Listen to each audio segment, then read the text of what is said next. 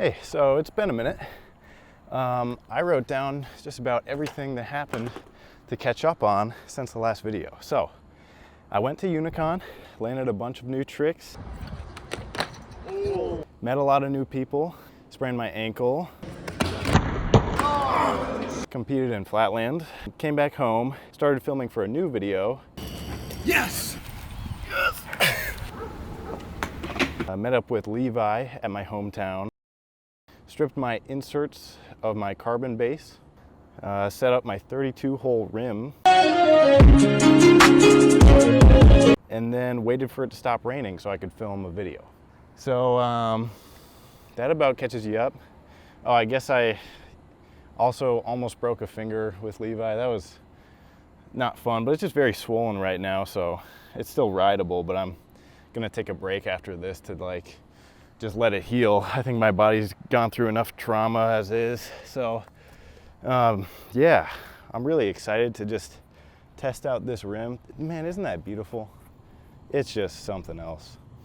I have to admit, I warmed up a little bit just because I was so excited.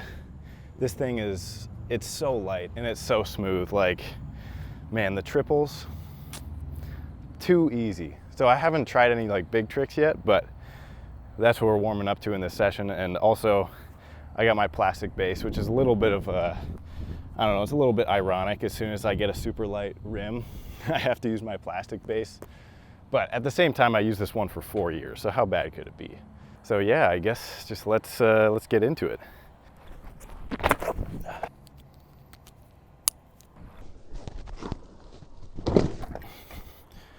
Whew.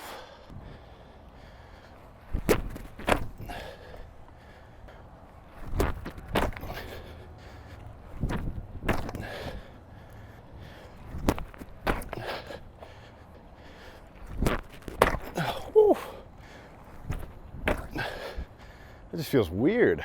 You know, it's so odd because in the air I'm like, oh, that's not going to be able to come around. And then because of how light it is, it just whoop, comes right under me. This wheel might be a game changer.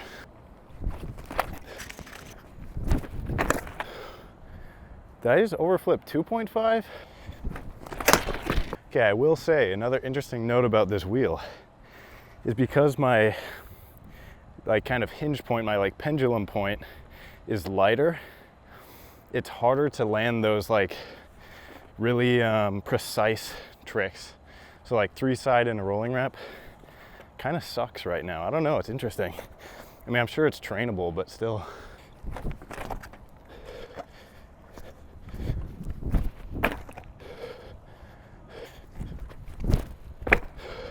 Okay, I'm rolling up to this and I'm calling that I'm gonna land 3.5.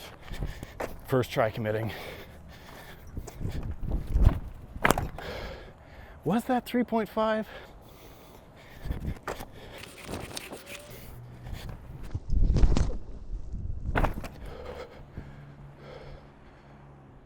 So that was crazy.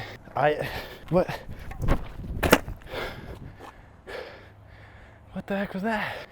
I've never landed that trick or even what? Yikes, I'm sorry about that one, folks.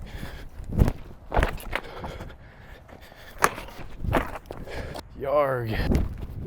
Yeah, this thing is really unstable for rolls. That's very interesting.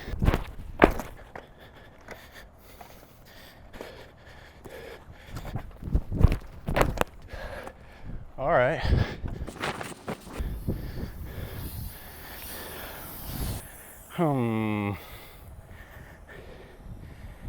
Well, that is less than ideal.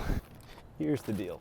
I can think of a few reasons why that might have happened. First of all, I had it happen once before where the rim tape kind of slid off. I landed really flat on the cranks on one of the attempts. The other thing is I just installed this rim yesterday, and it is entirely possible that I didn't install it and tighten it as I should have. Let's go look at the damage and then see what we find.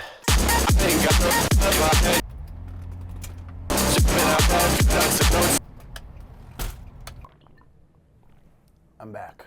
While we're waiting for me to get the hubcaps off here and the tire off, I'll tell you about Unicon.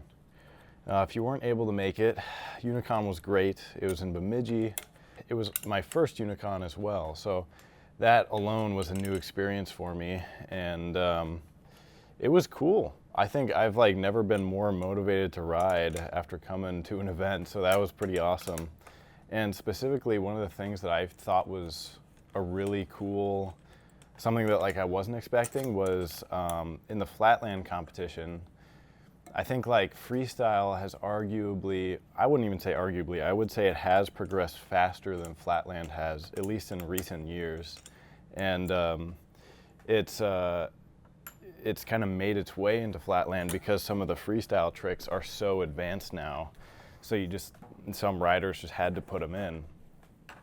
And there's a few riders I've never heard of that did fantastic. It was wild. So that makes me kind of want to start doing some freestyle or something of the sort. I mean, it would be a huge learning curve, but anything with some practice will get you there. So I think it'd be fun.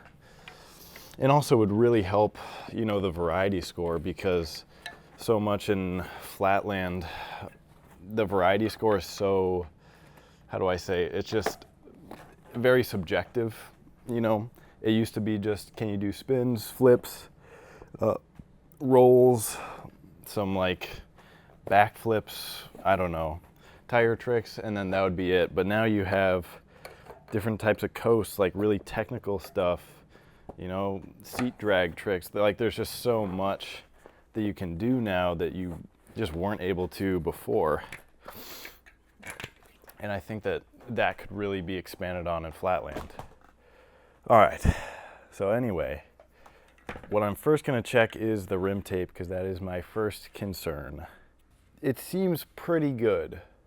There's one problematic area that I'll just show you real quick, and I think that might have done it.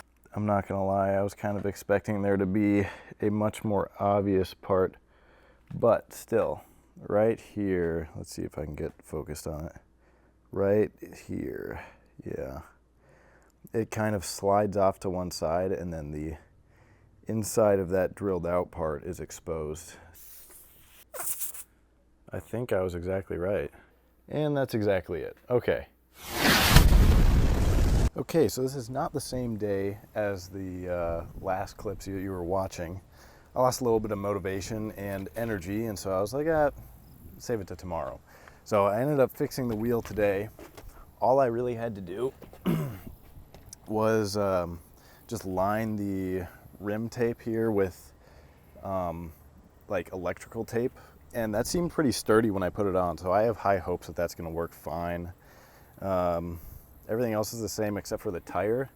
I put on an old tire because I was noticing before I was really unstable. I think I have the Clean Koala on right now, and it just tends to be a little bit bumpier when you first ride it, and I don't know. I'm just not really trying to break in a new tire right now. I just want to test out the rim. So although this one looks a little old and broke, it's perfectly usable, so why not give it a sesh, All right, now that I have hopefully more than 20 minutes to actually ride, I'm gonna try and get in some decent clips for y'all. And honestly, I might just lock in, do a little flip session, put it to music like the good old days, and see what happens,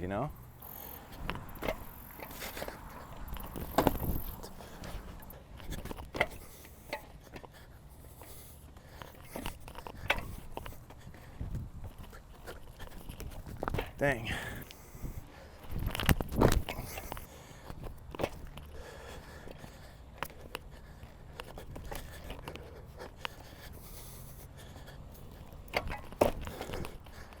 That one's cool.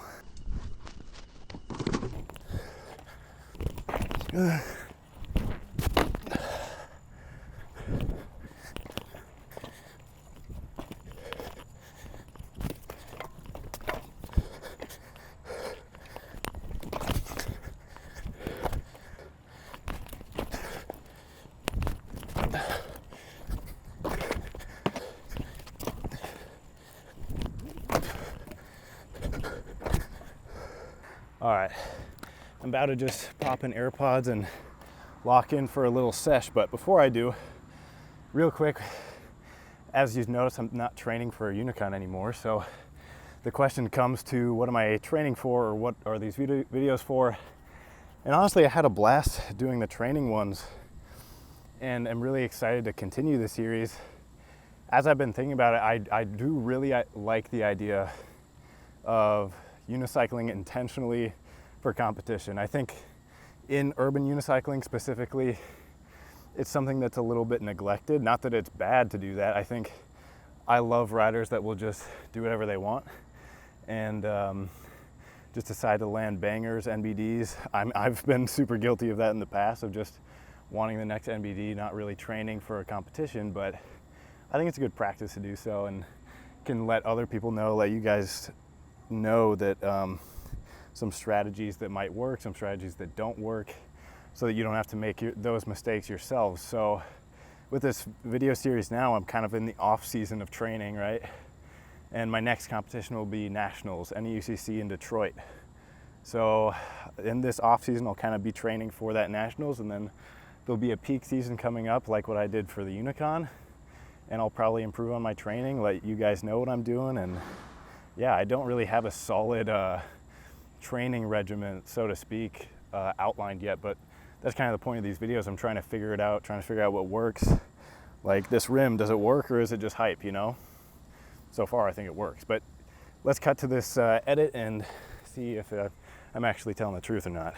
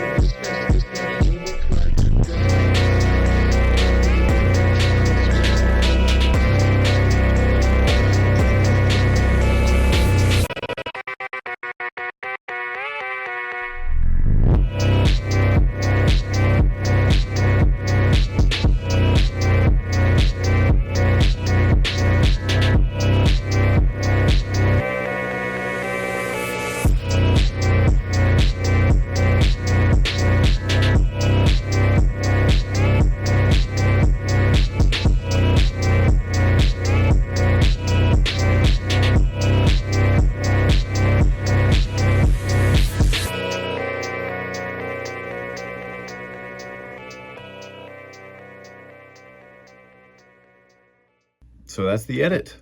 I thought I went super well. I landed more than I thought I would. I got the tray side quad, which I am hyped about.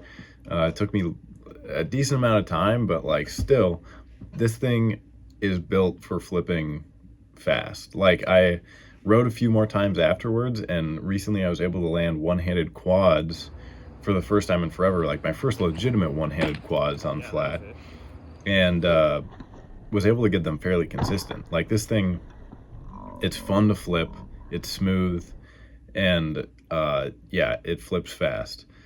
The other caveat to that is during the edit, I was trying flip under flips and then backflip over flips, and it felt very uncontrolled because of how fast it's flipping. You like don't know when to, you know, snap your foot down for the under or over flip, and so the inputs are a little bit off, and you're just trying to calibrate, you know, what you're doing. So for that, it's going to take some time of training, of like figuring out how fast it flips in order to actually flip precisely for the flip under flips and stuff. But still, like, that's totally trainable. I basically trained out combos with my last few sessions on it. I did a few combo dedicated sessions, and it just really helped that feeling of it being uncontrolled. So hopefully you guys found this video interesting with me testing out a new setup and improving upon it. And I'll be sure to update you in the next video of how it's going.